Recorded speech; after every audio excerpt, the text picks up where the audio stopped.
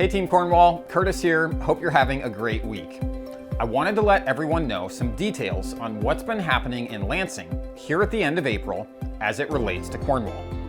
As I mentioned in the previous video, we have several potential legislative avenues to getting funding for the repair of Cornwall. One of these avenues, a one-time budget appropriation, was put forward recently in two separate appropriations meetings in Lansing. Last Thursday, April 20th, the Natural Resources Appropriations Subcommittee convened at the Capitol to work through the Department of Natural Resources proposed budget for 2024. Remember, State Representative Cam Cavett published House Bill 4380 the week prior, which proposed the $1.5 million that we need for Cornwall's repair. Now, since Rep. Cavett is not on the Natural Resources Subcommittee, but State Representative Ken Borton is on the committee as the minority vice chair, it was up to Representative Borton to introduce Cornwall, which he did as an amendment. Here's how that went down last Thursday. We'll move on to amendments, we do have some amendments. We have three different amendments from our Republican colleagues. Are you going to give me an opportunity to speak on it? Not at this time. Okay. Can you call the roll? Question before the subcommittee is the adoption of Amendment 2, offered and moved by Representative Alexander. Chair Brixey. No. Representative Martis. No. Representative Pori. No. Representative McKinney. No. Representative Menser. No. Representative Borton. Yes. Representative Alexander. Yes. Madam Chair, there are 5 no votes and 2 yes votes. Amendment 2 is not adopted. Now, as you just saw and heard, the majority chair of the committee did not allow Representative Borton to speak or comment on the amendments, and Cornwall was quickly voted down in a 5-2 party line majority vote. This was disappointing and frustrating to see, but we still had opportunity in the General Appropriations Committee where all of the different departmental budgets would be presented by the subcommittee chairs. This second meeting convened on Wednesday, April 26th, and State Rep. Cam Cavett and Representative Borton are both on this committee.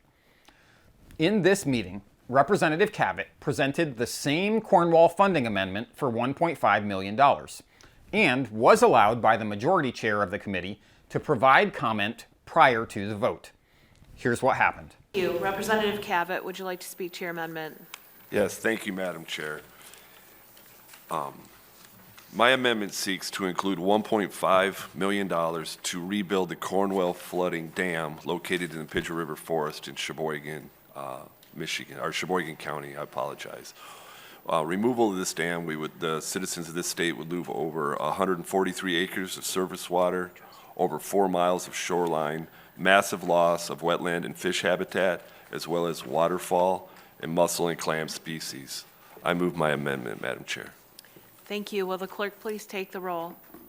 On the motion to amend, Chair Whitwer? No. Representatives O'Neill? No. Brixey? No. Hood? No. Braybeck?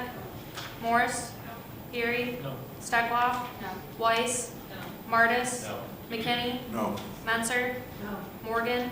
No. Price? No. Skaggs? No. Snyder? No. Wilson? No. Bleitner? Yes. Poland? Yes. Green? Yes. Sloth? Yes. Beeson? Yes. Borton? Yes. Fink? Yes. Cabot? Yes. DeBoer? Yes. Kuhn? Yes. Judy? Yes. Steele? Yes. Madam Chair, you have 12 yeas, 17 nays, no passes. The amendment is not adopted.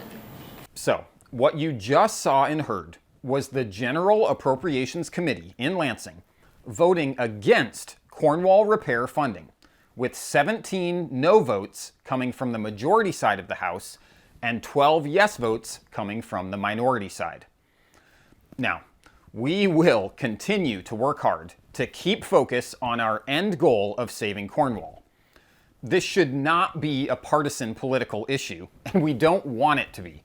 In fact, if there's any realm of state governance that people of all political persuasions should find it easy to agree on, It should be the fulfillment of the mission statement of the Department of Natural Resources: the conservation, protection, management, use, and enjoyment of the state's natural resources for current and future generations. Nothing could be more nonpartisan than that. Natural resources, like Cornwall Creek flooding, belong to the people of Michigan and are for the enjoyment and benefit of all, regardless of one's political affiliation. Now, the unfortunate reality that we're currently facing is that no legislative action can get away from the partisan reality present in Lansing.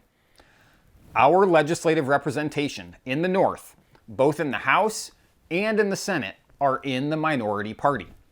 And because of this, any piece of legislation that they put forward, regardless of what it is just not going to receive any support from the majority party without a monumental effort to inform and convince individual lawmakers from southern Michigan who are in the majority party that Cornwall is important to the state as a whole. They need to know and understand that we're not just talking about a random fishing hole enjoyed by locals in a far north county. We need to tell an accurate story of the significance of Cornwall as a premier feature in the heart of the Pigeon River Country State Forest, a unique destination that draws Michiganders from across the state to experience and enjoy an abundance of recreational opportunities that are difficult to match anywhere else in the state. So, where does this leave us? Well, we will very likely have another legislative opportunity in the coming weeks with a supplemental spending bill. And as you just saw, we already have full support from all 12 House members on the minority side in the Appropriations Committee. To get Cornwall included in a supplemental spending bill, we'd only need to garner 4 yes votes from the majority side of the House. And so, that is our focus and task moving forward. And please understand, as frustrating as this legislative process is, the answer does not lie in heated exchanges with those in an opposing political party. We've got to stay focused on positivity and telling the amazing story of Cornwall. Any negativity directed toward lawmakers will only alienate us further from those whose support we must have to be successful.